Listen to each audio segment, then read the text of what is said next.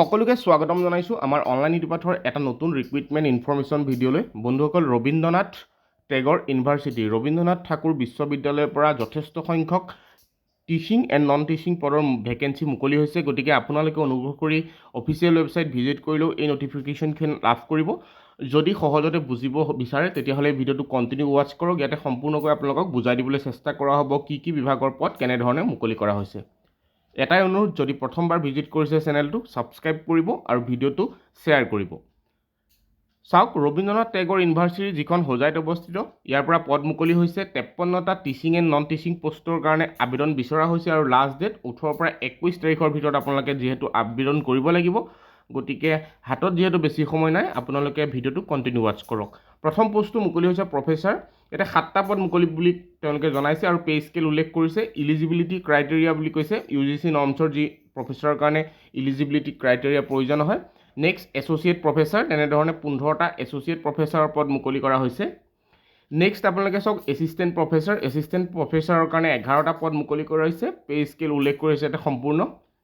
Next আপোনালোকে চাওক academic ৰেজিষ্ট্ৰাৰৰ কাৰণেও এটা পদ মুকলি কৰা হৈছে। ইলিজিবিলিটি ক্ৰাইটেৰিয়া সম্পূৰ্ণকৈ ইয়াতে উল্লেখ কৰিছে, আপোনালোকে এইখিনি স্ক্ৰীনশ্বট মাৰি পঢ়ি ল'ব পাৰে। Masters degree with at least 55% marks লাগিব আপোনালোকৰ, আৰু এটলিষ্ট 15 বছৰ এক্সপিৰিয়েঞ্চ লাগিব assistant professor in the academic level 11 অৰ মোৰ with 8 years service of academic level. গতিকে আপোনালোকে এইখিনি কম্পিউটাৰ এক্সপিৰিয়েঞ্চৰ কথা কৈছে, কম্পিউটাৰ আপোনালোকে ডিপ্ল'মা কৰা হ'ব লাগিব।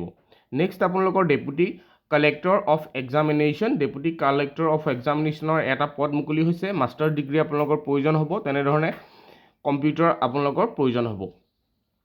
নেক্সট আপোনালোকে চাওক ৰেজিষ্ট্ৰাৰৰ কাৰণে এটা পদ মুকলি কৰা হৈছে আৰু সম্পূৰ্ণ ইয়াতে ইলিজিবিলিটি ক্ৰাইটেৰিয়াটো উল্লেখ কৰিছে, আপোনালোকৰ এডুকেশ্যন কোৱালিফিকেশ্যন কি হোৱাৰ প্ৰয়োজন। যিটো পষ্ট আপোনালোকৰ প্ৰয়োজনীয় বুলি ভাবে সেই পষ্টটো আপোনালোকে স্ক্ৰীনশ্বট মাৰি সুন্দৰকৈ পঢ়ি ল'ব পাৰিব। নেক্সট এছিষ্টেণ্ট লাইব্ৰেৰিয়ানৰ কাৰণে এটা পদ মুকলি কৰা হৈছে। নেক্সট PS টু ভাইচ চেঞ্চেলৰৰ কাৰণে এটা পদ মুকলি, আৰু আপোনালোকে ইয়াতে এডুকেশ্যন কোৱালিফিকেশ্যন দেখা পাইছে সম্পূৰ্ণকৈ master degree in any discipline from a recognize university with minimum 55% marks, আৰু এটা দিছে at least 3 years minimum experience on working in similar higher education ইনষ্টিটিউটত 3 বছৰ আপোনালোকৰ কাম কৰা অভিজ্ঞতাৰ প্ৰয়োজন হ'ব।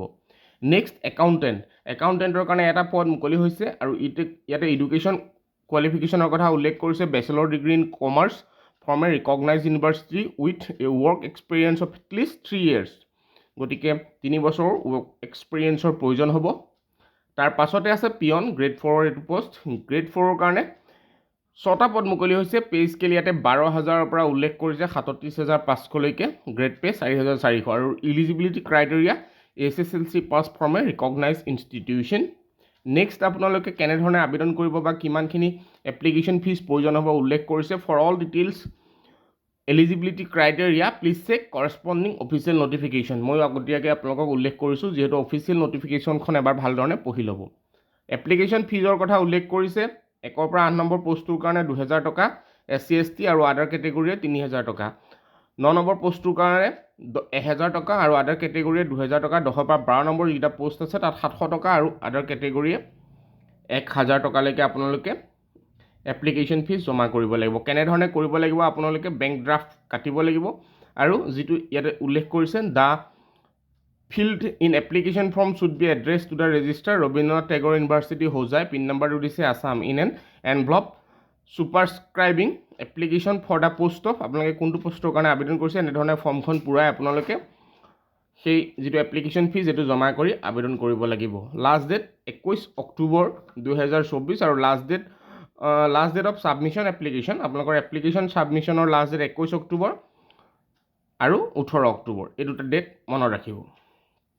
গতিকে এইখিনি আছিলে ৰবীন্দ্ৰনাথ টেগৰ বিশ্ববিদ্যালয়ৰ পৰা মুকলি হোৱা নতুনকৈ 53টা টিচিং এণ্ড নন টিচিং পষ্টৰ ভেকেঞ্চি। ধন্যবাদ।